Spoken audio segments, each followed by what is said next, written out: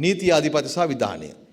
ඒකත් අපේ රට වැදගත් දෙයක් වෙලා තිබුණා. මොකද නීති කඩන්න පටන් ගන්න තිබුණ උඩ මට්ටමේ ඉඳලා.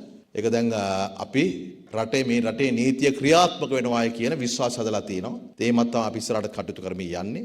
නීතිය ඉස්සරහා ඕනෑම පුරවැසියෙකුට සාධාරණත්වයක් බලාපොරොත්තු විය හැකි තත්ත්වයක් අපි මේක නිර්මාණය කරලා තියෙනවා. විශේෂයෙන් ගත්තොත් අපේ රටේ නීතියට අභියෝග එල්ල වෙන ප්‍රධානතම ශේෂ්ත්‍රයක් සහ අපේ රටේ වසංගතයක් බවට පත් වෙලා තිබෙන මේ මත්ද්‍රව්‍ය ජාවාරම පාතාලය කළු සල්ලි කළු දේශපාලන මේකට ගැට ගැහිලා තිබෙන්නේ. ඒට එරෙහිව අපි වැඩ කටයුතු කරමින් යනවා. වෙනද කවදාවත් නැති විදිහට පොලිසිය සහ ආරක්ෂක අංශ විසින් වැටලීම් කරනවා. ප්‍රශ්න කරමින් තව මේවා හොයාගෙන යනවා. වෙනදා සාමාන්‍ය මේමයි. ඒ කියන්නේ මිනිමරුමක් නැත්නම් හොරකමක් වගේ දෙයක්. ඒක ටිකක් අර අනිත් ඒවායින් වෙන් වෙච්ච හුදකලා සිදුවීම්. හැබැයි පාතාලය සහ මත්ද්‍රව්‍ය ජාවාරම කියලා කියෙම එකක් නේ. ඒක ජාලයක්. ඒක එක තැනකින් අල්ලගෙන යනකොට ඒක සෑහෙන නෙට්වර්ක් එකක් නිරාවරණය කරගන්න පුළුවන්, එක්ස්පෝස් කරගන්න පුළුවන්. වෙනද වෙච්ච වැඩේ තමයි ඔහොම එක්කෙනෙක් අල්ලගෙන ප්‍රශ්න කරගෙන යනකොට ඒකෙන් ඒ මොහොතේ තියෙන ආණ්ඩුවට බලපෑමක් වෙන දේවල් එළිදරව් වෙනවා නම් එක්කෝ ඒ පරීක්ෂණ නතර වෙනවා. එහෙම නැත්නම් එළිදරව් කරන පුද්ගලයාගේ ජීවිතය ඉවත් කළා දානවා. ඒ නිසා එතන එහාට යන්නේ නැහැ. ඔය කොච්චර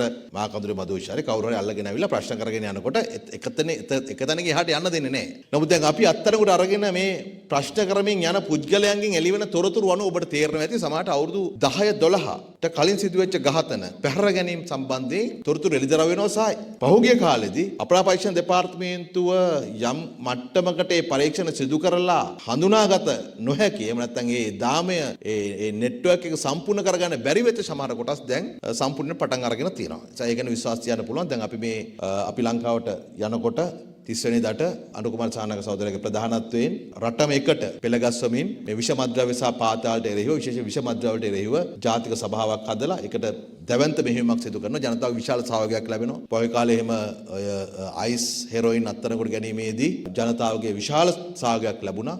මේකට අපි දැන් ග්‍රාමලධාරී වසම් මට්ටමින් ගොඩනගලා තියෙන මහජන ආරක්ෂක කමිටු ක්‍රියාවලිය තමයි මේකත් එක්ක බද්ධ කරලා තිබෙන්නේ. අපි රටක් හැටියට මේ මෙහෙයුම අඛණ්ඩව කරගෙන ගිහිල්ලා මේ සංවිධානාත්මක අපරාධ ජාලය අඩපණ කරන්න පුළුවන් කියලා විශ්වාසයක් තිරක කරන්න ඕන.